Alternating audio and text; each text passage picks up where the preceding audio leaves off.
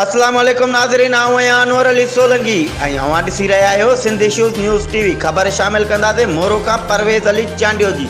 SHO मोरो अली अकबर खोखर मोरो शहर में अमन अमान की सूरत हाल के बेहतर बनाने लाइ पुलिस नफ़री सां गॾु शहर के मुख्तलिफ इलाइक़नि जो गश्त कयो ऐं मुख्तलिफ होटलुनि ते शकी माण्हुनि जी तलाशी वरिती, जिन खां पुछा ॻाछा कई। उन दौरान SHO अली अकबर खोखर सहाफ़ियुनि सां ॻाल्हाईंदे चयो त असां शहरनि जा मुहाफ़िज़ आहियूं, जिन खे तहफ़्फ़ुज़ ॾियणु असांजी अवलीन तरजीह आहे। हिन चयो त शहरनि खे तहफ़्फ़ुज़ ॾियण लाइ हर मुमकिन कोशिशूं वठी शहरनि खे तहफ़्फ़ुज़ ॾियारींदासीं ऐं SSP नौशहरो फ़िरोज़ अब्दुल क़यूम पिताफ़ी जे हुकुम ते शहर में पुलिस जे नौजवाननि जो मोटरसाइकिल ते गश्त वधायो वियो आहे ऐं राति जो देरि ताईं मां पाण गश्त करे अमन अमान खे बरक़रार रखण जी भरपूर कोशिश करे रहियो आहियां। कंहिं बि सूरत में फ़ौरन चोरनि लुटेरनि मंशियात फरोशनि खे बख़्श न कयो वेंदो।